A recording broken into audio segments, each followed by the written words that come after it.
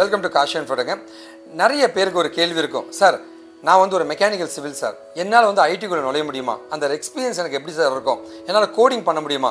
Technology கற்றுக்க முடியுமா? இது எப்படி தான் இருக்குன்ட்டு 1008 கேள்வி ஒருத்தருக்கு இருக்குங்க. அதெல்லாம் நாங்கள் என்ன பண்ணுறோம் அப்படின்னா வந்து ஒரு எக்ஸ்பீரியன்ஸ் ப்ரோக்ராம் மாதிரி நாங்கள் தரப்போகிறோம். எப்படின்னா நீங்கள் எங்கள் கம்பெனிக்கு ஒர்க் பண்ணலாம், எங்கள் கம்பெனிலேயே நீங்கள் படிக்கலாங்க, ஓகே, ஃப்ரீயாங்க.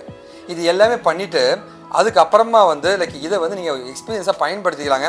ஒருவேளை இன்னும் ப்ராஜெக்ட்லாம் பண்ணால் மட்டுமே நம்ம கம்பெனியில் ஜாயின் பண்ணியும் கோர்சஸ் மாதிரி நீங்கள் படிச்சுட்டு நம்ம கம்பெனியில் ட்ரெயினியாகவும் நீங்கள் ஒர்க் பண்ணலாங்க. இந்த மாதிரி நிறைய ஆப்ஷன்ஸ் உங்களுக்கு கொடுக்கறதுக்காக தான் வந்து இது ஆரம்ப ஸ்டேஜ் அந்த ஒர்க் எக்ஸ்பீரியன்ஸ் ப்ரோக்ராமை நாங்கள் கொண்டு வந்திருக்கோம்.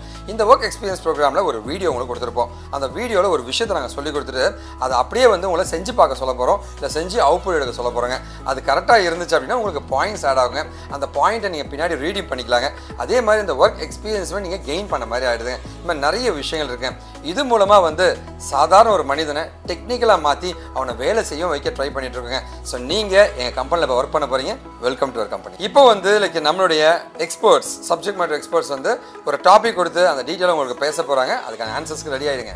ஹலோ, இன்னைக்கு ஒர்க் எக்ஸ்பீரியன்ஸ் ப்ரோக்ராம்ல நம்ம பார்க்க போற டாபிக் என்ன அப்படின்னு பாத்தீங்கன்னா சிஎஸ்எஸ்ல பேக்ரவுண்ட்கான சைஸை எப்படி மென்ஷன் பண்றது, அதுதான் வந்து பாத்தீங்கன்னா இன்னைக்கான டாபிக். சோ இப்போ வந்து பாத்தீங்கன்னா HTML எனக்கு வேணும்ன்ற கண்டென்ட்டை நான் இங்க கொடுத்திருக்கேன். அதாவது பாடி டேக்ல H1 அப்படின்ற எலிமெண்ட்டுக்கு வந்து பாத்தீங்கன்னா காஷி இன்ஃபோடெக் அப்படின்ற ஒரு டெக்ஸ்ட் கண்டென்ட் வந்து கொடுத்திருக்கேன். இதுக்கான சிஎஸ்எஸ்ல நான் என்ன பண்ண போறேன்னு வந்து பாத்தீங்கன்னா ஒரு பேக்ரவுண்ட் இமேஜை கொடுப்பேன். அந்த பேக்ரவுண்ட் இமேஜ்க்கான சைஸை தான் பேக்ரவுண்ட் சைஸ் அப்படின்ற ப்ராப்பர்ட்டி யூஸ் பண்ணி மென்ஷன் பண்ண போறேன். ஓகேவா? சோ சிஎஸ்எஸ் எப்படி எழுதலாம் பார்க்கலாமா? இப்போ இந்த பாடி டேகை அங்க சூஸ் பண்ணி பாடி டேகை சூஸ் பண்ணியிருக்கேன். அதுக்கான சிஎஸ்எஸ் வந்து பாத்தீங்கன்னா ஃபர்ஸ்ட் இமேஜ் வந்து ஒன்னு செட் பண்ணிக்கிறேன். பேக்ரவுண்ட் ஐஃபன் இமேஜ் கோலன் URL குள்ள எனக்கு என்ன இமேஜ் வேணுமோ அந்த இமேஜ் வந்து நான் செட் பண்றேன். ஓகேவா? சோ இமேஜ் வந்து பாத்தீங்கன்னா bicycle.jpg அப்படின்ற ஒரு இமேஜை நான் இந்த இடத்துல செட் பண்ணி வச்சிருக்கேன். ஓகேவா? சோ இந்த சைக்கிள்கான ஒரு இமேஜை நான் இங்க செட் பண்றேன். இந்த இமேஜ் வந்து சைஸ் வந்து எப்படி இருக்கணும் அப்படின்றது தான் பேக்ரவுண்ட் ஐஃபன் சைஸ் அப்படின்றத கொடுத்திருக்கேன். ஆட்டோ அப்படின்றத மென்ஷன் பண்றது மூலமா எனக்கு பேஜ்க்கு தகுந்த மாதிரி அதுவே ரெஸ்பான்சிவா மாறிடும். மோஸ்ட் ஆஃப் த டைம் வந்து பாத்தீங்கன்னா நம்ம இமேஜஸை பேஜ்க்கு கொடுக்கும் போது பெர்சன்டேஜாவோ இல்ல ஆட்டோ அப்படின்றது மூலமாவோ கொடுக்கறது மூலமா நமக்கு இமேஜ் வந்து நம்ம பேஜ் ரெஸ்பான்சிவா மாறுறதுக்கான வாய்ப்புகளை அதுவே தந்துடும். சோ அதுக்காக நான் இங்க ஆட்டோ அப்படின்றத மென்ஷன் பண்ணிருக்கேன். அது இல்லாம உங்களுக்கு பெர்ஃபெக்ட்டா இந்த சைஸ் தான் இருக்கணும் அப்படின்றது வேணும்னா நீங்க பாயிண்டோ பிக்சல் சைஸ்லயோ மெஷர்மெண்ட்டை நீங்க கொடுத்துக்கலாம். ஓகேவா? பேக்ரவுண்ட் ஐஃபன் சைஸ் அப்படின்றது மூலமா சைஸை நீங்க மென்ஷன் பண்ண முடியும். இந்த சைஸ் வந்து பாத்தீங்கன்னா இமேஜ்க்கான சைஸ் மட்டும் தான் அப்ளை ஆகும். ஓகேவா? சோ இதுக்கான ஒரு லைவ் கோடிங் எக்ஸ்பிளனேஷன் நீங்க பார்க்கலாம். பாடி டேக்குள்ள H1 டேக்ல நான் என்ன பண்றேன்னா காஷி இன்ஃபோடெக் அப்படின்ற கண்டென்ட்டை கொடுக்குறேன். இப்போ பாடி டேகை செலக்ட் பண்ணி ஒரு பேக்ரவுண்ட் இமேஜ் வந்து கொடுக்குறேன். அது என்னன்னு பாத்தீங்கன்னா URL bicycle அப்படின்ற ஒரு இமேஜ் வந்து நான் இங்க கொடுத்துட்டேன். அதுக்கான சைஸை வந்து பாத்தீங்கன்னா பேக்ரவுண்ட் சைஸ் ஆட்டோ அப்படின்றத கொடுத்து நான் எனக்கு வேணுன்ற மாதிரி ஸ்டிச் பண்ணி அங்க எடுத்துக்கிறேன். ஓகேவா?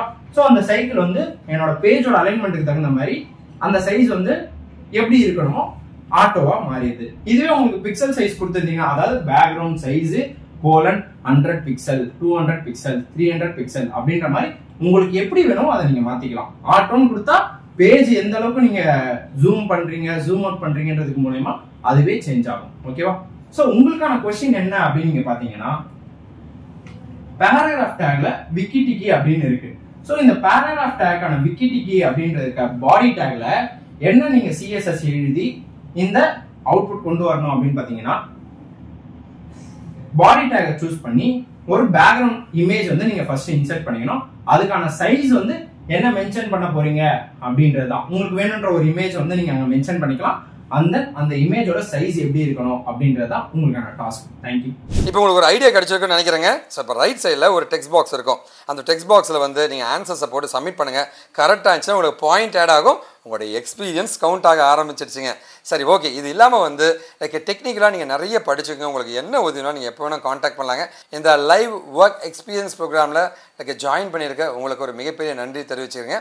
ஒருவேளை இந்த வீடியோ பார்த்துட்டு அந்த லிங்க் தெரியலனா இந்த வீடியோவில் அந்த லிங்க்கை நாங்கள் கொடுத்துருப்போம். அந்த லிங்க்கை வந்து அப்படியே ப்ரௌசரில் போய் டைப் அடித்து எல்லாருமே ஒர்க் பண்ண முடியுங்க. எல்லாருமே IT இன்ஜினியர்ஸ் ஆக முடியுங்க.